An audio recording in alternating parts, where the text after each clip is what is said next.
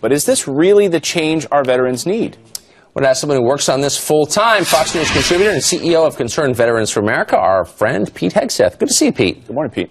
Good morning. Thanks for having me. This is the part of the plan that just jumped out at me right away. Under the Trump plan, a vet would be able to get care from any doctor who takes Medicare. So it would basically break, he believes, the monopoly the VA system has on vets' health care. What do you think of that? So the principle there is sound, the idea of choice, the idea to empower the veteran to go outside the system. Problem is, when my organization, Concerned Vets for America, looked at all the options, the reimbursement, there's so many problems with the way Medicare is reimbursed, the way the VA reimburses, and the reimbursement rates, that you're going to get a lot of vets shut out from private options. And that option actually looks a lot like the Choice Card program, which John McCain championed, which Donald Trump criticized. So it's the program itself is the idea itself is simple, but it's not that simple, and that's part of the problem. Is it's actually not going to fix a lot of the problems vets are facing. So yesterday, when he was on the USS Wisconsin, he said, and what Tucker just said, he said, quote, "The plan will ensure our veterans get the care they need wherever and whenever they need it." You're saying, though, it won't be as simple to implement that.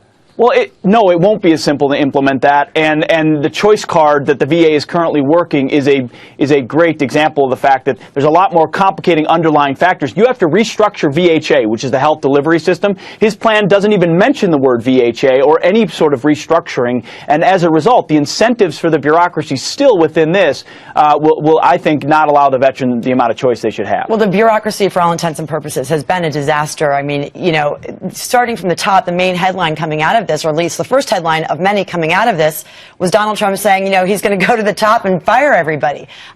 Is that the place to start? Hey, accountability is long overdue. So another place where we appreciate the sentiment of his plan, for sure.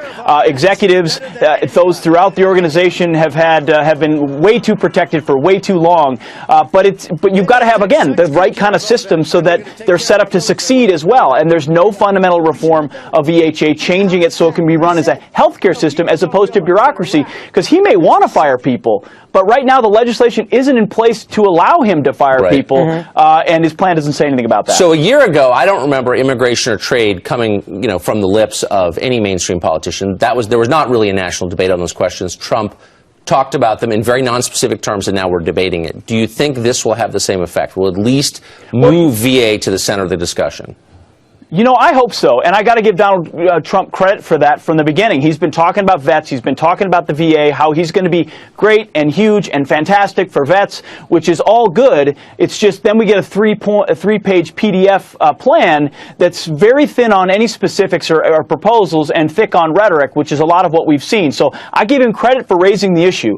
I just think some other candidates in this race have been far more specific in how they would deliver real choice and real... Last of the president's men here in Studio One. Bob Woodward, welcome. Thank you. In the coverage of this presidential campaign, do you feel more than any other that maybe substance and policy is taking a backseat to personality, polls, and insults? Yes, certainly. And the question is, who are these people? How might they really do things? You know, what in journalism, our main job is to figure out what happened and then why. And we need to drive into the question harder, you know, why? Who are these people? Why are they running? What is their value system?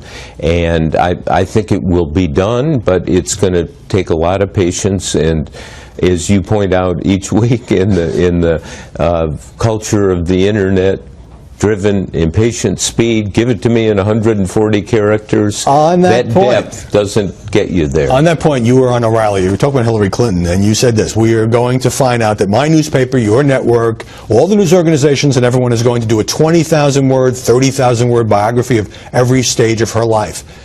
And I must confess, it struck me as kind of an old-fashioned observation, because journalists can write these 30,000-word pieces, but what seems to drive the news cycle, the quick hits, the pithy tweets, the viral video. Yes, but if you really find something that is new and explains who these people are, that will drive the news cycle. And people will read it, or maybe they won't read all 30,000 words, as frequently happens, but they will get the essence of it because it will become part of the discussion. But does the culture of journalism still reward that kind of deep digging, which, as you know better than anybody, takes time, there are dry holes, you've got to cross-check things, you've got to maybe have it checked by a lawyer.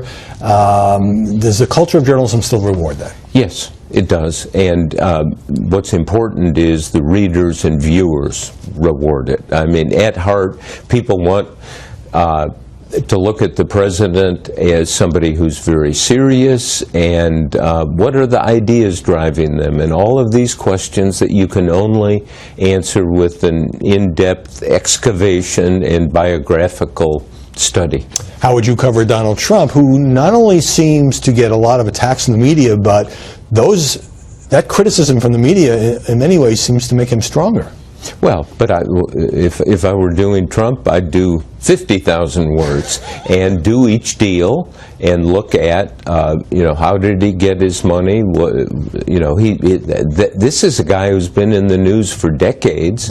And has a long history. As Vladimir Putin said, not a stage of our life passes without a trace, right? Right. And Trump is running on his business.